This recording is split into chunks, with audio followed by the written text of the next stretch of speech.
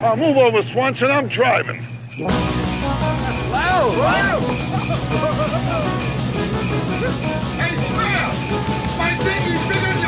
Welcome back to the Movie Hole. This is your favorite podcast. And why? Because we're covering the film A Christmas Story. That's what it's called. A Christmas Story. I'm a pro. Listen to me go. Prepared statements. We're covering A Christmas Story. We've been doing it sort of big fat chunk by big fat chunk. And we're landing here on Christmas with the end of the movie because it's just too synchronous and delicious to ignore. As we record this, of course, you may not know this, but it's Christmas Eve. It's literally Christmas Eve as we record this. The 24th of December, 2017. And I'm here with my good friends, Mike DeMaria. Yeah, hello. Yeah. And our friend, Dan Lewis. Well, hello there. Yep. 9 a.m. Yeah, huh? You got me up early. It's 9 a.m. It's 9 a.m. on the left coast. Right. And I got up only for this. I set an alarm on Christmas Eve, which pisses me off. Well, it's 11 a.m. It's 11 a.m. in Chicago Central Time, and Tom is in there. It's a balmy 12 noon here in Connecticut. So we're fully spanning the country this time, yet again. You have your blazer Although I'm not in on? the basement this time. I don't know. I have my Yuletide bow tie that I might put on later. I have to decide if I'm going to church. That's always a thing. Yeah, Am I going to go to church? Yeah. So well, you're still more into it than I am. I don't really do church unless my mom is looking at me with puppy dog eyes, and I don't want to ruin her Christmas. And then I go to church, and I'm like, I don't belong in church. I don't know. This doesn't. Did you grow up religious, sir, Tom, or what? I was an altar boy. My kids go to Catholic school. And my daughter's in the choir, so we're going. I like it. I like part of Christmas Eve. I like going to church. I like seeing. I kind of like it too. Seeing all the friends. Yeah, that is nice. There's something to said about getting gussied up. As we kind of close the book on 2017, I've had my ups and downs in 2017. I was even thinking about going to church a little more, and maybe even leaning on the priest a little bit. I maybe a little conversation with him, saying, yeah. Have a little talk because they have young priests here at our school, at our church, so they're like in their 20s, 30s, maybe. I'll say, listen, let's you and I have a talk. I need some help. I'm gonna be leaning on a lot of people in 2018 because I'm gonna smooth it out, and then the second half of 2018 is gonna be me and my authentic self. But I'm not there yet. Nice. I'm not there yet. I'm gonna lean on you, Tom. I'm gonna lean on your wife, Jody. I'm gonna lean on Dan from the left coast. I'm going to lean on everybody. All right? Yes. Lean on the movie hole. The movie hole listeners hole. They're all there for you too. I care about They love you over there. Yeah. Yes. Hey, Mike, I've got a suggestion for you. How about let's skip the year completely with baseball, and we'll just talk about other things. You mean skip baseball? Yeah, normally we'll be back and forth a little bit. I hear from you during baseball season. We go back and forth about the Tigers. We'll just skip the year of baseball, and instead of going back and forth about the Tigers, we'll go back and forth about other more meaningful things. Right, but you know what though? Star Wars. We kind of did that last year. We kind of let it go last year. Mm-hmm. But I do miss that because that's part of my life. Well, that's true, but the Tigers are even worse shape than you are. So it's not. The Tigers are talking to their priest. I hate to tell you that, but at least I got that going for me, right? Right, exactly. Which is nice. Yeah. But even in those lean years of the 2013, when was it, 2003? Yeah. Early 2000s, when they were horrible, we'd go back and forth regardless. So either way, all right. I'll do whatever you need, my friend. You just let me know. But I'm going to set a date. I'm going to set a date by July. So by the All-Star break. So we'll keep it in baseball terms. July, August, September. Yeah. So by that time, I'm going to turn the page to be my authentic self and start a new life. Oh, that's exciting.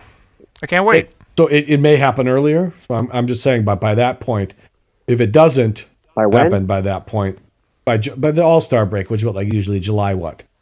Well, it's like, second week of July. Second week of July. Yeah. So I'll make that as a thing. All right. And I'll say, if that doesn't occur, then I'm going to have to think about some more drastic, some lobotomy. No. It's the kind of normal. It's the kind of therapy where you pack a suitcase for. All right. Right. Yes. Right. You pack a suitcase Extended that's stay. A little bigger than an overnight bag because they do have a laundry machine there, so you can do your laundry. staycation from your mind. But I'm thinking positively about it. It is Christmas. I love Christmas. I always loved it. I love Christmas too. I do. I'm here. I've been wrestling with my son and nieces and making cookies and stuff. Fucking and it's well all been adjusted. lovely. He's well adjusted. Yeah, so well adjusted. And you know what? I appreciate that. I'm happy. Well, listen, we got our own. We're talking off air. We got our own things going on over here. We don't have to get into it. I'm not as much of an open book as Mike, just spilling his guts all over the podcast. No, we love that. It's a beautiful thing. You sit next to me on a train. You sit next to me on a train, I just look at you and just start telling you. Yeah.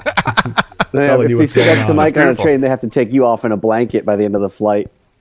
There. Right. Hey, I'm thinking since we record these things sort of in advance. Why? Since we do these things in advance, we should probably record a special episode in the middle of July whenever Mike's date is to just touch base on that and see how it's going. And just insert that in the next season. If you guys know, you guys could probably pre-record that now. Just pre-record it for the worst case scenario, because that's we'll have 2 shows ready to go. Yeah. But I think it's about a 70-30 split that you're going to go with that one. So you might want to just pre-record that one and put it in the tank. That's the spirit. All right. And I pity the movie that we're on during that time. Yeah, let's pick a shitty one so no one has to It is Christmas Eve. It's Christmas Eve. Christmas Eve. Come on, we're wrapped in love and candles. And guess what? I don't know. It's snowing rather heavily here in Chicago. Oh, that's beautiful. Oh, is it really? Yeah, it's the white Christmas. That's nice. I love it. It's rather gray and damp here in Connecticut, but that's okay. Christmas in Connecticut has its own inner spirit or something. Yeah. It is unseasonably cold here, and it's been cold. In a way, I've enjoyed it, and it's like I got to get bundled up a little bit to go outside, and it does give it a little bit of that holiday flavor. But I have to say, overall, this place is terrible at Christmas. Just not Christmassy at all. Yeah, people aren't into it. They don't know how to do it over there. Can't complain too much, but are there no decorations? There no are lights, decorations, but people are not houses? as into it as they are in the Midwest or elsewhere. Like they don't, there's houses here and there have them, but like there's a lot of houses just with nothing. You know what's funny is, I just came from, Chicagoland, which is, lots of lights, lots of lawn ornaments, lots of stuff. Like you get some colored lights, you get some white lights, you get the blue, really deep blue, weird LED lights, you get the laser shows on the front of the houses and everything. And then as soon as we got to Connecticut, we got, it was after dark when we pulled into Darien, Connecticut, and there's a lot of lights, but it's all very, very stately, no color, just the white lights, a little bit of gold. No lawn ornaments, no lawntronics. Yeah. It's very. You can tell the difference. What do they have? The Monopoly guy out on the lawn in Connecticut. Yeah, he's bringing a bag of money to the baby Jesus. Forget these wise men. I got the real idea. Or some Princeton rowing team on the front lawn animatronics. Exactly. Ho ho ho. All right, so you want to give us our that's a segue. Sure, yeah. We last left. Dan made the amazing discovery last time that there's a kid in the background of the mall about to see Santa who's got her tongue wrapped up, flick style, as though she had just been licking a metal pole. No, it's the way of showing that it's an epidemic in the town. Yeah, right. Yeah, one kid saw him do that, and now everybody's doing it. Yeah, a very kind of incredible Easter egg they left for us. To quote the first couple pages of Madame Bovary, as it was the style of the time. Exactly. When they threw the bowler hats on the ground. Late 30s, early 40s. Yeah, as it was the style of the time. Yes. Is that the one where it says like all happy families are happy in the same way, but all sad families are sad in different ways or something? I'm messing that up completely. I don't know. One of them Eastern European Russian dudes. I don't know. I can't get into an argument about a quote that you don't know. I just messed up. Neither the quote nor the person it came from. Yeah. Somebody out there knows what I'm vaguely trying to get at, and they'll go, "Oh yeah." It's like maybe somebody will figure that out. It's like you're halfway onto something that you could use at a cocktail party, but you got to finish it up. You got to say, "Okay, yeah, you're not exactly I'd like to use this at some point." With that one. Yeah. Everyone's already like drifting away from me, like, "Oh look." But you've shown that you're on the right track by inserting it in the right spot in a conversation. Yeah. Now you just got to go back and Google and make sure you got it right and write it down in your little notebook and then complete. Well, if one of you guys in the cocktail party conversation had known what I was getting at, you could have picked it up, and then I would have still gotten points for bringing it up in the first place, and we both would have looked intelligent and erudite, and yeah. Anyway, I messed it up. I'm sorry. It's okay. But I do have a point to make. All throughout this scene, the Santa scene, which we all love, they're playing a song that I thought that only I knew about because my parents have this old record, Fred Waring and the Pennsylvanians, which I guess is this, I don't know, singing / group from the, I guess the 30s, maybe the 20s too, I don't know. And most of their stuff is very kind of like choral and kind of straight and not serious, but not goofy. But this, what they're playing, they have like 3 Christmas songs that I know of where they go nuts and they're really awesome. Like the one they're playing here is their version of Jingle Bells, where they just kind of cycle through all these crazy versions of Jingle Bells. Like there's like a calypso and like a country, like all these different weird, just like they're kind of going nuts with it, like Andrew Sisters-y kind of thing. Really? So your family had that on the hi-fi growing up? They did, yes.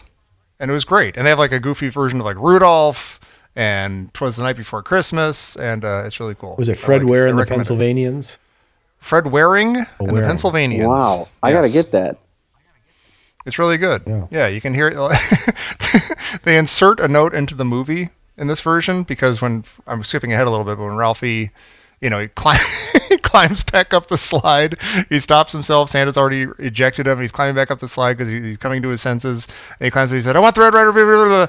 And Santa says, "You'll shoot your eye out, kid." And you hear as his face falls. Like this, like they insert this like sad trumpet. Oh, but I'll tell you what though, that's very great.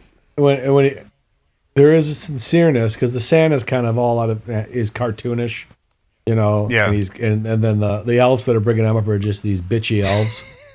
It's a fucking nightmare. Pretty awesome. It's a nightmare. But there's this right. It's a nightmare. It's a god blessed nightmare. And come on, kid, down. And she's whipping her head around. Get closer. Yeah, it makes me anxious. Yeah. Yeah, she's like working her head too. She's like working that bell. hat she's wearing with the hook coming over. Yeah. But I'll tell you what though, there's doors closing. But after he says you'll shoot your eye out, kid, and he looks at him and he gives him a very, very sincere Merry Christmas. Yeah. And it is sincere. He's looking at him and he's telling him, you know what, kid, have a great Christmas. And then he taps him on the head with his toe and he goes down.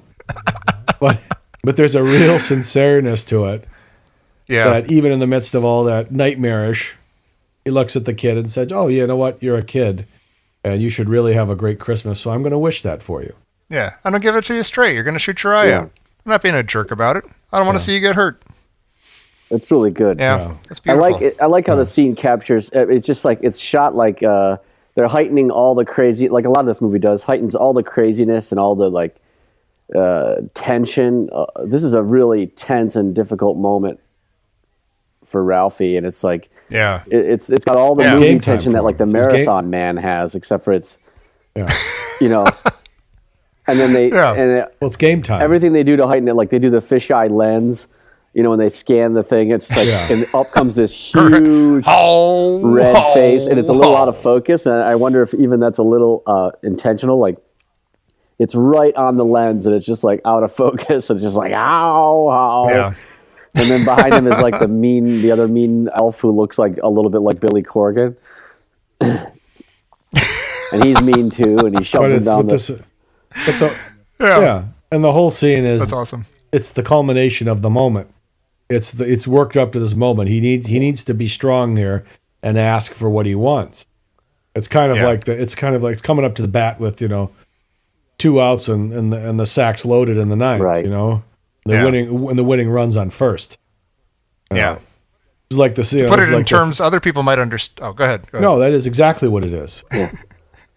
But I was going to say, to put it in Star Wars terms, this is how a lot of people feel after seeing The Last Jedi.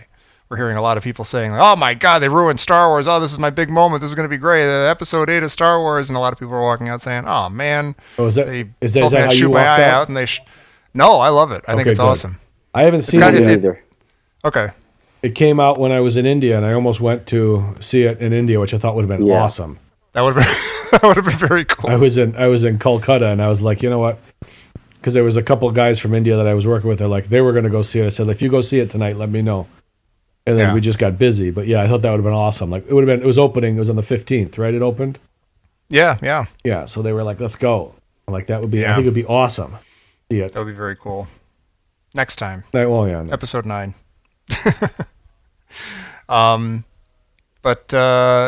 Yeah, they don't give it the same fisheye treatment or everything, but the kid in line with him, I like the Wizard of Oz. I like the Tin Man.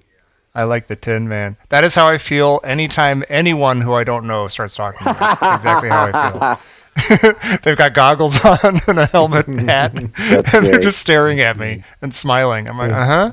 It doesn't matter where you are or what you're sitting there for.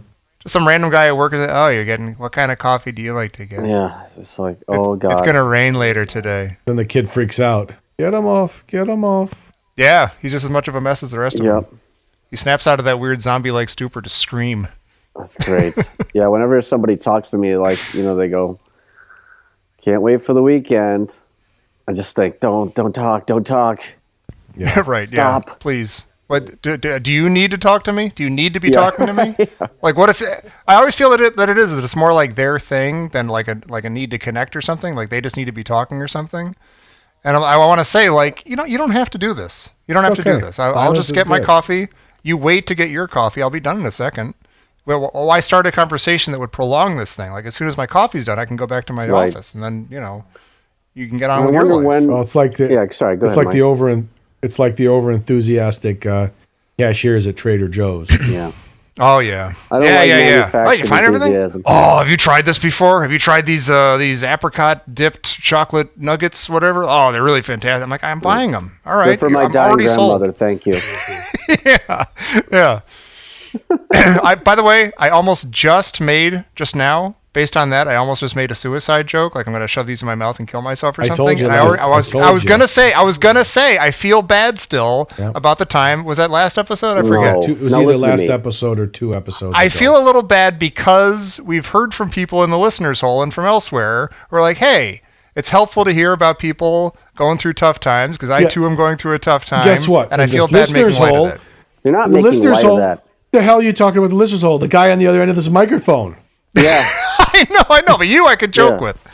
Oh, you can. You can hear a guy having trouble right in your own listener hole right now. Your ear. My listener holes are filled with suicidal tendencies. Yeah, you've known me since I was in my early 20s. You could joke with me when I would tell you my tales of woe back then. But you're not making light of it. You're not making fun of people who might be having trouble. It has nothing to do with it. I'm literally be able to tell jokes. Damn you. There's no. All right. Let me tell you this. I'm laying. I unapologize. I'm laying right now listening to you. I'm laying in my bedroom in my transitional place for singles. Transitional place for singles.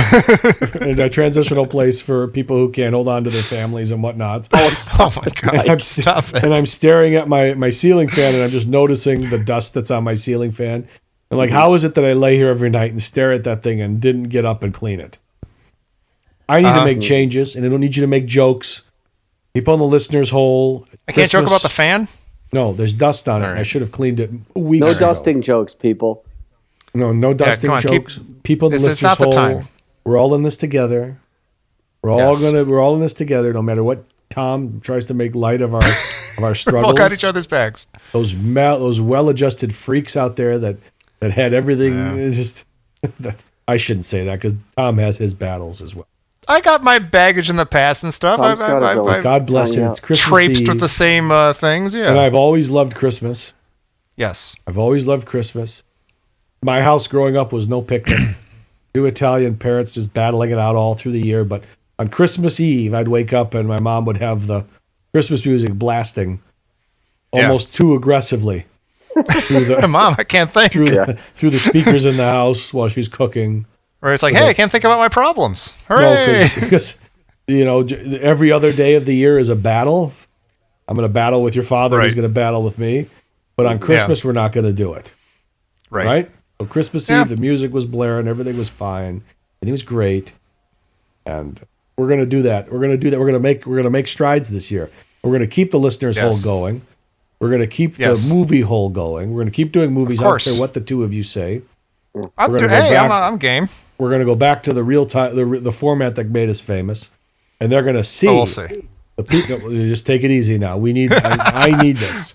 We have a it's going to be beautiful. We can talk about. We're going to start 2018, and we're going to go through this journey together, hell or high water. We're going to come to next Christmas, and we're going to have another good time. We're going to enjoy Christmas then again. But it's going to be even better. All right? Yes. For me, at least. I know it's great. You got your bow tie. You're ready to go for Christmas, Connecticut style. Dan's on the left coast, ready to go have an artisanal meal of some sort. Right. Yeah. A holly and gingerbread soup. So I flew back from India on Wednesday, right? And I got in my car immediately and I drove to Detroit. That's 4 hours to you and me, to help my mom do some things. And I came back with a coffee table, Dan. Okay. My mom said, because she's getting out of her house, I said, she says, what do you want from me? I don't want anything. You take something. I said, okay, I'll take the one thing I want is that coffee table. It's a marble coffee table. She didn't want to take it with her. Marble. But it's like a metal industrial, base, but it's just got a fucking slab of marble on the top of it. Yikes. That's a heavy. It's a slab of marble like 3 inches thick. It's beautiful, like black green marble. Jesus. But you can't move it. You can't lift it. No way. God. So me and my brother-in-law lifted it up, got it in the back seat of my car, and I got like 7 miles to the gallon on the way here. And on the way here, I'm saying to myself, I have no way of getting this out of my car. Yeah, you're by yourself there. I have nobody to help me. You call I go, Tom. because my life is, that was my only hope. Yeah. I said, look at me. I said, the only people I could call are people from, other parents from the school, and I don't want them to come up and see my apartment, and say, you're, that's a dusty fan. Yeah, that's a dusty fan. We got to go. Aren't you gonna do something about that? Yeah. You don't notice that when you go to bed?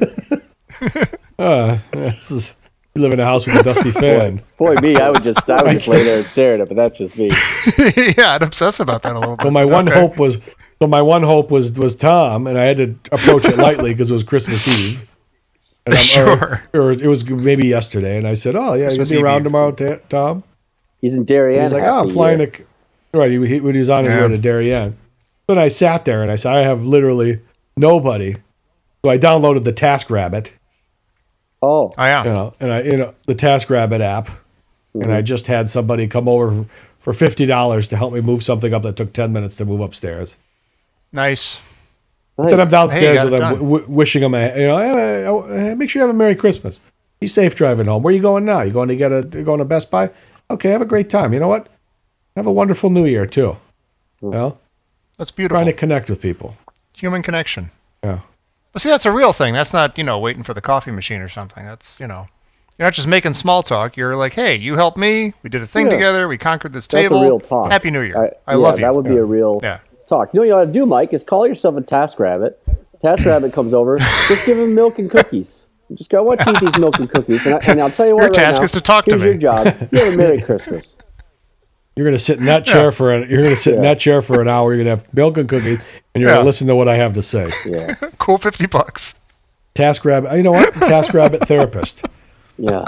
Because you can put yourself on there. You can become a tasker on there. Mm-hmm. Yeah. And you can put whatever you want on there. You could say, move heavy things or help assembling IKEA furniture or whatever. Yeah. Just talk and eat cookies. I might just put myself as a tasker. You need someone to sit and talk to. Spread Christmas cheer. $30 an hour. Yeah. Plus that's cookies. A good idea. Right, that's a good idea. Plus cookies if I get results. Cookies regardless. Half the cookies up front, and if I do a good job, the other half. The rest of the bag. Yeah, right. We're all going to be rich. Yeah, speaking of, I wondered also what the time, what are the time, I don't do a lot of talking to people in public, but I'll lean over to a random person and do a joke if I feel like the joke is solid enough. You know what I mean? Like if I feel like I'm gonna do you a favor, my friend, and just tell you a joke right now, and you're gonna enjoy it. And sometimes it goes over, and sometimes it doesn't. And I'll be honest, when it doesn't go over, I generally attribute it to someone being not ready for it or too humorless. Like I hardly ever blame myself. But I've been in if you don't mind me saying, in a particularly good mood the last couple of days. I mean, always in a bad mood, but weird. It was because of as soon as I closed my computer on Thursday, I was done for 11 days. right? That's nice. Just the feeling of that. I woke up the next day, no alarm clock. I woke up just like spring in my step. I was doing all this shopping. I love to go to the butcher and get the rib roast and, with no time clock ticking, basically. Just like doing stuff. I've been loving it. So I go to... That's beautiful. So you would say you're living in the moment. Oh, I've never really fully understood what that meant. I don't understand this concept. That's a whole nother thing. I need to understand it. Neither do we. That's why. Neither do we. I've been told. Yeah. I've been told by no less 36 people in the last, I would say, 22 days, that you need to start living in the moment. My I don't want to confuse things here, Mike. I think I know what they're getting at, but it's always bugged me that it may be that you ever read how they had some article a while back about how we. Like a striving for like a certain kind of perfection gets in the way of you actually enjoying yourself. Like it, there's I'm not striving for any kind of perfection. Well, what I'm saying is like people keep telling you live in the moment, live in the moment. Okay. But I mean, like, what does that, first of all, what does that even mean? And second of all, if it's really, really difficult, maybe I'm better just doing best with what I have here instead of getting into this whole, now I have to reach nirvana in order to be happy. It doesn't make any sense to me. Right. And I don't even know. There is no moment, by the way. I mean, let's get into the quantum level. Is there a moment? There is no moment. Mm-hmm. But my panic comes when I'm like, okay, I'm going to live in the moment. I'm going to appreciate this moment because it's not going to last forever. And I'm watching my son open a Christmas present or something. Oh, this is beautiful. Christmas morning. Oh my God. And but I'm concentrating on that so hard that I miss it completely. And then it's like a memory, and then I guess I'll enjoy it as a memory later on, which is what I always do. Okay. You just can't get it. Yeah. And I feel like there could be some harm in telling people to do it. It's always people telling you to do it. You should do this. Quit telling me to do stuff. But I guess there's a fine line between freaking out over the moment and missing the moment because of the past or the future or something. Exactly. And there only is. I'll tell you right now, Dan. What you're saying to me is doing a lot of harm. Uh-oh. Shut up, Dan. Because we almost had him. Because I've spent I was up at 4 a.m. trying to convince myself that live in the moment today. Today's Christmas Eve. I live in the moment. Don't think about yesterday. Don't think about the past. And now I got Dan, the man, come fresh from the butcher shop, telling me that on a quantum level that I'm full of shit. Well, I think what people mean is don't. I would agree. Okay, so my objection is mostly a technical one. I agree that you should not be dwelling on the past too much. It'll do you no good, or worrying too much about the future. But don't get too don't start working too hard on this moment thing. It's okay. Yeah. Oh, I understand. Here's what I do. Here's what I've gotten able to do, and I think it's probably close to good enough. Is I will many times during the day, no matter what's going on. Well, I mean, if it's actually true during the day, I will say, "Oh, you know what? Right now I'm having a nice time." Mm-hmm. Like right here, I'm sitting in the back room, the sunroom thing at my parents' house. Looks kind of fall-like / wintry. I'm talking to my buddies on the movie hole. I'm having a nice time. Later on today, I'll be like, oh, remember that time I was on the thing and I was doing the movie hole with those guys? That was fun. Like I'm just saying it out loud that I'm in the moment. I'm appreciating it. And that's great. Yeah. And that's wonderful. And I look at it and say, Tom's enjoying that moment. His parents were strong enough to keep the goddamn family together so that they could have the sunroom. The kids could come home and hang out. We'll have this conversation next year and see how it's going. And have their grandkids come over and everybody stayed together. That's the way I look at it. Then I look at my life. Even beyond Merry that, though, Christmas. Merry goddamn Christmas. God damn it. I think what I'm saying is maybe you could try to fake it till you make it sort of thing. Like stop and go like, oh, here I am. All right. I'm doing this right now, and it ain't bad. Well, unless it's horrifying, and then just ignore it. We got live in the moment. We got fake it till you make it. How many cliches are we planning on covering here today? Stitch in time saves 9. Let's not open that whole open Never wound eat straight again. to the stranger. Goddamn Art Van. Art Van. All right. Oh my God! I understand what President. You mean. That's what it was. The Art Van President's Day sale was what? It was what? Benjamin Franklin. Yeah, don't eat spinach to a stranger. So here we go. Here we go with the goddamn sirens on Christmas Eve. Oh my gosh! God rest ye merry gentlemen. The carolers are here. Let's listen.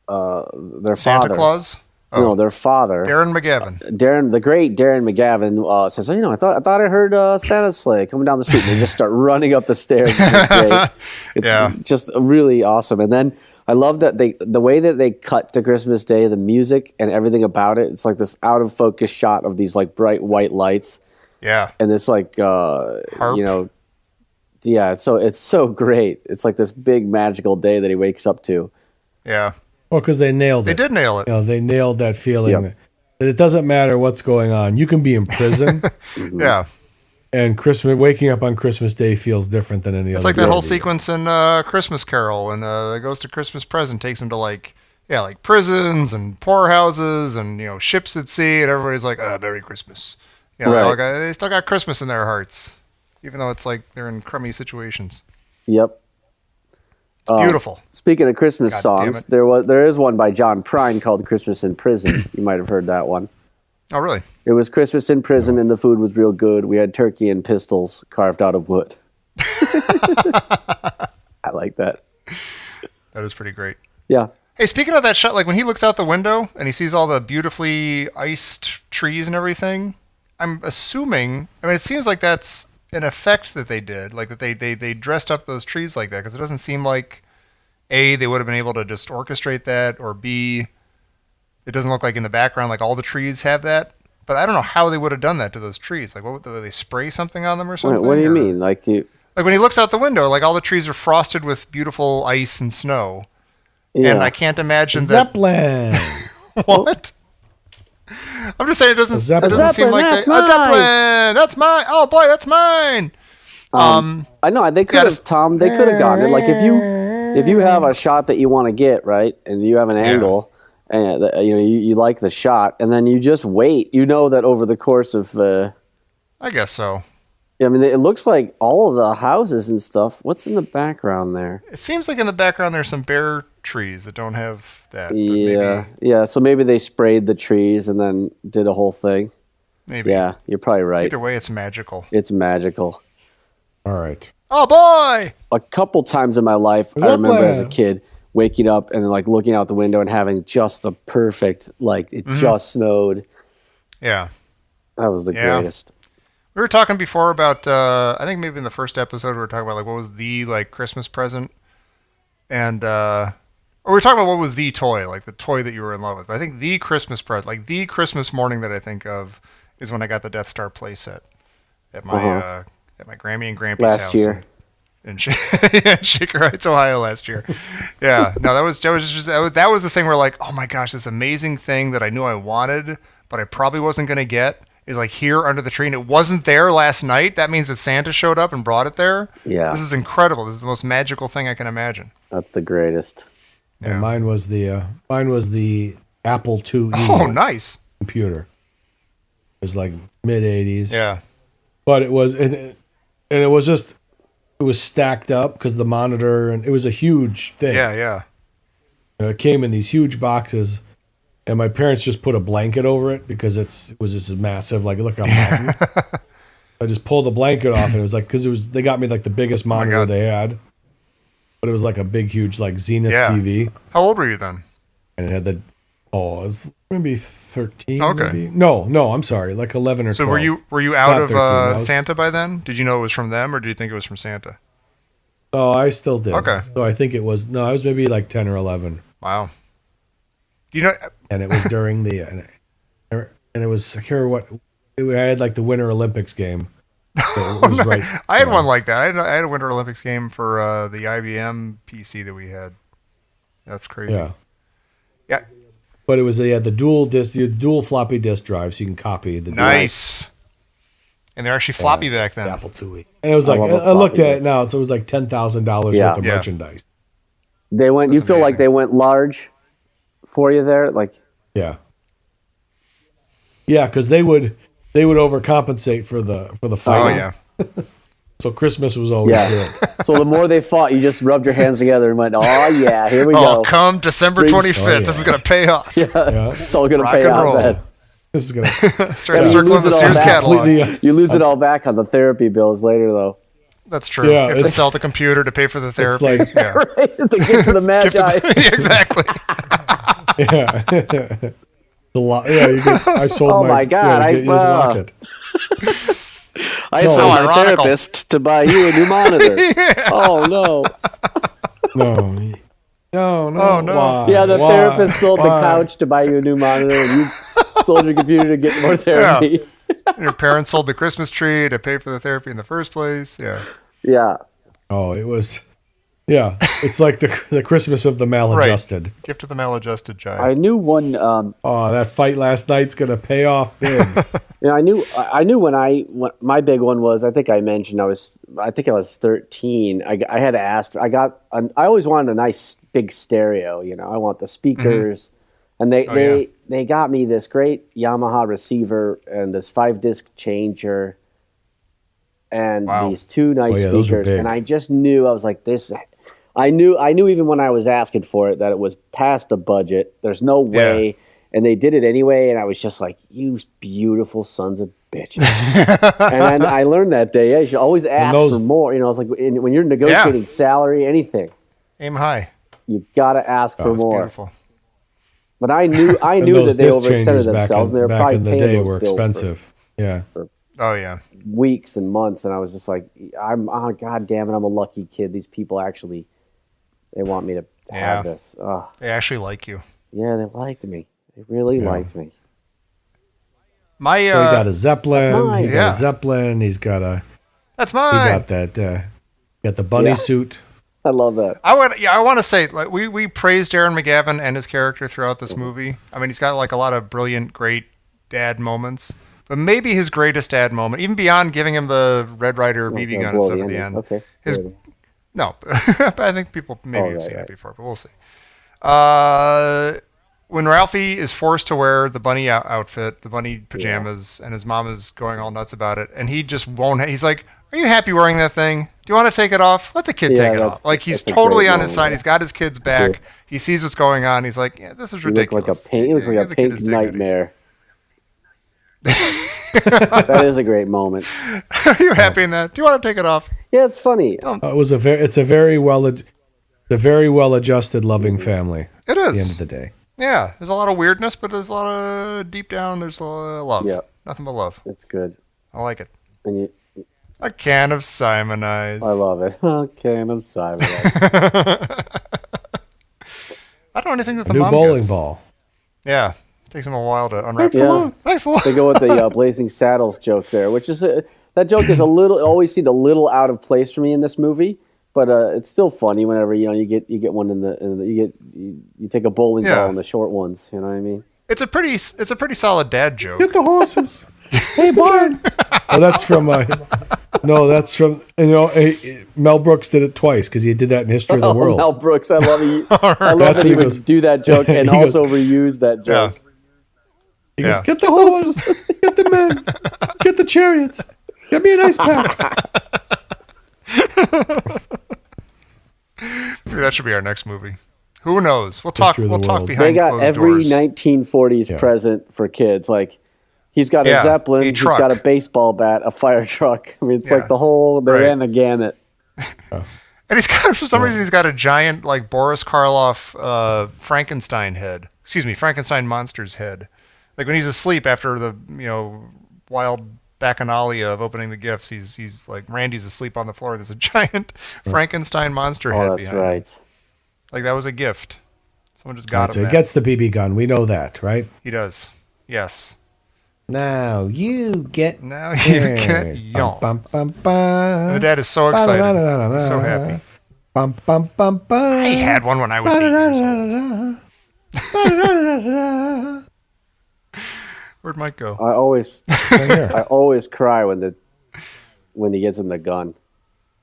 Oh, really? Every time. It is There's nice. Something about it. Beautiful. It just kills me. I love it. You haven't seen that kind of you see him excited when he gets his gift. I won. It's coming tonight. But but this is different. This is like, he's connecting with his kid over this excitement. And he's been planning it. Beautiful thing.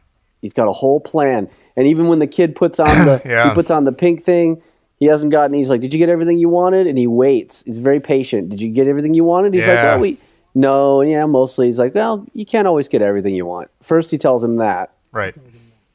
And then he does the gun. Yeah. Perfect. Then he gives them perfect everything. parenting. Do you think he bought it on that mall trip? When they go to see Santa and the parents go off shopping, do you think he got it? Although the mom he would got know it on his then, own. Yeah. Which makes it even better. But he's got that when he like after the Santa thing, he's like saying, hey, did you tell Santa what you wanted? He's like, yeah. He's like, well, he knows. He always knows.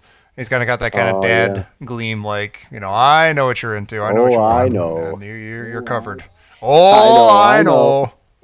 I know. Hotter than any flame a human. You know, he's still. By the way, this will terrify you guys. Know. My niece over here just said that she's like they know that I do a podcast or two, and they're like, oh, I listened to one of your podcasts. I'm like, oh Jesus, which one was it? It turns out I think it was this one because she said you guys are just laughing a lot about stuff that I didn't know what you were talking about. I'm like, yeah, okay. Yeah, that describes it. Yeah. She should do the write-up for iTunes and the. She should. Yeah. Bunch of guys laughing about inside jokes. Yeah. If you love guys joking about stuff that maybe you won't get, this is the show for you. I like guys joking about inside jokes and depression. Yeah. Without setting up the inside jokes at all. This is for you. If you watched Howard Stern 10 years ago or listened to him. If anybody in the sound of my voice knows like some screenwriters or something that need some depression jokes punched up, right. Give them my number. Yeah. Contacts through the listener hole. Thank you. Yeah. I feel like Mike could write a Woody Allen movie right now. He could be a writer on one of those. Oh, sure. Absolutely. Yeah. I mean, we talked about that therapy thing, right? Where I don't remember some comedian had a joke about not believing in therapy because Woody Allen, who's been going to what I can only assume are the very best therapists in New York for 5 days a week for the last 40 years straight. There's been just zero improvement. Like it just cannot possibly be work. Right. Well, the counter argument is that's what it takes to make him functional. Right. Well, that's without the therapy, he could be a raving lunatic. Well, yeah, but that's like every joke. You take reality and you twist it a little bit. Oh, it's true. It's true. Yeah. Yeah. It works. Oh well. Hey, by the way, you guys said write-ups, and it made me look up some of our reviews on iTunes. And this is a beautiful one. This is a 5-star review. I don't think I read this before because it looks newer than that. Read it. I wrote it. Probably. Yeah. Dunn Lewis writes. From Wales. Very real, very entertaining. I fell in love with this podcast. The Caddyshack Minute takes a backseat to the stories and memories of these three hosts. I'm so glad the show is back. Listening to their tortured lives and their dedication to the show makes you realize your own life isn't as bad as you think it is. I love the callback jokes to previous episodes and the callbacks to popular entertainment from throughout the decades. Take that, my niece. People love it. That's Sounds beautiful. like a real maniac. Yeah, what's the matter with this guy? What's the person's name? Rock 4040.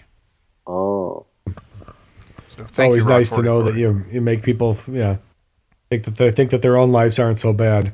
See? Yeah, that's why we're here. Yeah. Well, if we can help just one person, then yeah. Right. It'd be nice if it was one of us. Well, I'm gonna go. I'm dedicated to this journey that I'm gonna go on. You should. So if you want to go along the journey with me, people in the listener's hole, keep downloading the podcast, the movie hole, right? And you'll see as second week in July starts rolling around, we're either going to see improvements, or you're going to see crashings and burnings, something else, right? Yeah. What's journey again? I'm sorry, I got lost because you were talking about the journey of by the All-Star break. You're gonna have. That's the journey I'm going. Okay, I just wanted to make sure. I didn't know which journey. I'm gonna write this lifelong ship that I've been on. I got to write it. Yeah. We're gonna help you out. I want to do it. We're gonna help you out. We're Mike. here for you. Yes, this is a group effort. It's not just I don't about need that movies, left coast help. What? What did I do? I don't need that left. You're okay. No, I want to hear about the left coast. I told you about when this Mike movie visited ends here. all right. Yeah, and he saw What all happened? the people selling the communist T-shirts on the sidewalk on Telegraph Avenue, and I remember Mike just shaking his head. Just a counterproductive. No, when we were at the French, what was the French coffee shop? Yeah, right. The French hotel, right? The guy was massaging the other guy and he had the like Vietnamese hat on. Yeah, the rice patty hat on. He was seeing his clients there. These clients would come and sit down in the chair, and you give them a neck and shoulder massage. Yeah, and you're buying. I go, Dan, you see that right there? Yeah. I go, Dan, you and I'm as liberal as the next guy, probably even more. But this kind of shit is counterproductive to our cause. This is the kind of shit that keeps Michael Savage railing on the radio here in this place. Yeah, exactly. You're getting a massage in my People walk coffee. down the streets. People walk down the streets and see people in communist rice patty hats giving other men massages in coffee shops. It takes attention away from collective bargaining for the Teamsters and stuff like that. Yeah.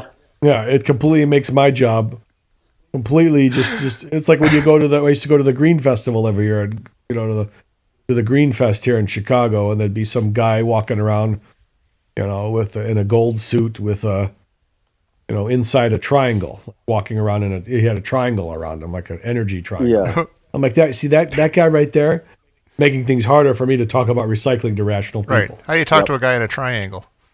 You can't. It doesn't work. This guy's going around. This guy's right off the mothership. Right. Yeah. I mean, you're part of the problem, mister. This is how I think about that Burning Man. I mean, this whole Burning Man thing, this whole town shuts down. It's a great week to go out to eat in San Francisco. The place gets a little sleepier, and it's very nice. Yeah, but this Burning Man this isn't good. What are you Where's doing? That, like, in the south somewhere. Where is that every year? It's out in the desert in, I guess, Arizona. It's in the middle of nowhere. Yeah. So everybody from Berkeley and San Francisco takes off. Well, I can't stand stuff like this because then it's like everybody. Because like they have it, and then it's like this thing, and it grows, and then people know about it, and then it gets more expensive, and now it's like $250 for tickets, and then people complain about the tickets, and it's like just the whole blossoming of it is just so annoying to me. It's just there's something about it. Like Lollapalooza is the perfect example. Lollapalooza, what was it, 1991? Right? The first one you're talking about with Jane's 91 Addiction? and 92. Yeah, with Jane's Addiction and Susie and the Banshees. And the Jim Rose circus. Yeah, that's when he nails his ball sack circus. to the board or something. What did he do? Hold on a second. Okay, well, Christmas carols. it's Mike's stockbroker. Bad news, Mike. I got bad news. I told you to don't own sell, any stocks. asshole. I hope you're sitting down. Here's the good news. All the numbers are up. Stocks are great. Bad news is you don't own any stocks, and I don't know why I'm calling you. This is like Call the wrong number. This is just a courtesy call to all the people that don't own stocks. Right. I'm a stock bro that you've never talked to before. Yeah, and you never because really if you would have talked to me, you would have bought stocks, and you'd be sitting pretty right now. You'd be like Eddie Murphy and Dan Aykroyd at the end of Trading Places right now had you bought some stock. Yeah. Looking good, Lewis. Since you didn't. Yeah. No, so the first Lollapalooza was, at that time it was you had bleached hair, everybody's trying to find their way, trying to figure out this awkwardness, and then you found a place where everybody like you went, and you felt good for 2 days. Yeah. Right. And it was like, you know what? Maybe I feel uncomfortable in my own skin, but now I see there's a bunch of people like me, and we're all staring, and we're all watching this side circus. These people stapling stuff to their bodies, all this weird shit. It was more hardcore, and it was darker, and it was more goth, and it was more, And then the next year, I went to the first two, and now it's only in Chicago, and it's like $5,000 to go to it. If you want like all 3 days, it's like $800. That's probably the only music festival that I ever enjoyed. The first Lollapalooza. Which was what, Lollapalooza? Because all music festivals, we talked about this, they're terrible. There's nothing good about a music festival. Right. Even the one they would hold here in Union Park over here, Dan, when you were still living here. Yeah.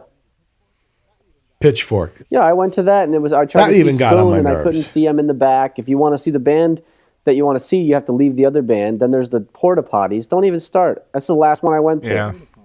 Uh-huh. Wear a diaper. And the hipsters, for the crying out loud, the hipsters. I get it. Yeah. We went there we saw Yola Tango there, remember? Yeah. And Spoon was on that show too. And even Yola Tango sucked. It's like they didn't want to be there. Everything great and makes it worse than they would be if you just went and saw that band. Yeah. Yeah, like I'd love to see these guys at the Metro or at the no one goes, the famous time where we went and saw, the famous show the Ramones did with 18 other bands. You know what I mean? Like, no. You just went to CBGB's, you saw the Ramones, you left. Yeah. Yeah. Hey, the downside of doing this on New Year or Christmas Eve is I'm getting the high sign that I got to wrap presents and buy presents and get dinner. Yeah, I got to do the same. I got to shower up and I've got time. Make myself presentable. All right. Well, you can talk about the Bumpus's dog. No, we're not going to stop this instant. But we got to. Well, what I was going to say is the movie ends with the Christmas goose. Yes. Right. That's a duck. In the Chinese restaurant. Yes. Yeah. This would probably not fly. No. Anytime after 1989. No. That duck has more chance of flying than that joke. Yeah, that's politically incorrect. That joke belongs in a Mel Brooks movie. Yeah. That's right. That joke should be encased in amber right now in the Smithsonian. I do like the guy chops the head off the goose and just sticks it in his pocket. Yeah. Yeah, that's great. That's a smooth move he's got there. I like it. Everything ends beautifully with the husband and wife, the father and mother. They sit by the fire and the open window with the snow falling, and they get a little arm around each other. And that's a beautiful shot. It is. Like that. Yeah. Bumpus. And then you got Ralphie asleep up. Yeah, the Bumpus hounds eat and ruin everything, as we knew they would. Adjusted. Bumpuses! Sons of bitches! They ruined the Christmas turkey. Yep. We didn't forget that. Yeah. But they have a beautiful time at the Chop Suey Palace Company. Right. And no bowling. And not always right with the world. Nothing's ever perfect. And nothing ever goes just right. Right. But you end up having a beautiful Christmas anyway. But you have to live in the moment. Tonight's going to be perfect. Tonight's going to be great. No matter what happens, it's going to be fantastic. It is going to be great. Right? Christmas Eve. Yes. Christmas Eve, guys. As you folks are listening to, it's Christmas. You're having a beautiful Christmas wherever you are. Yep. That's the important thing. And I just want to say a Merry Christmas, a very Merry Christmas to my great two partners in Movie Minute. Yes. Who? Mike and Tom. Yes. That's beautiful. Oh. Same to you, more Dan than and anything, Mike. But more than anything, to your friends. Yes. We're not just partners. We're friends. I just named all my friends. Got each other's backs. That's why we do this show. So we can talk to our only friends. And we didn't even see each other. I think this show is the only thing that I unequivocally always, I don't know if that's the right word, where I invariably always look forward to doing the show. Yes. It could be a spaz attack trying to get to it, trying to schedule it sometimes, trying to get it done on time as we're demonstrating now, but it's always worth it and it's always a good time. Yep. Yes. And we're not the only ones who think so. And I got to get to it too. I got a few more things to get to. I got to get the kids dressed. We got to get to church. Oh, sure. Get to dinner. That's the thing about church. It just adds one more thing to the day. But no, it's a beautiful thing. It's a nice thing. That's the thing. You have a nice, I don't beautiful get the church thing, but I'm happy that you're happy. It's got music and stuff. Oh yeah, that's cool. I'm doing my best. We should let everyone know it's probably going to be at least a couple of weeks before we're back again, because please give us a chance to reconnoiter in the new year. We need to do a new movie, and we'll put some posts. Yeah, we got to figure out our new movie.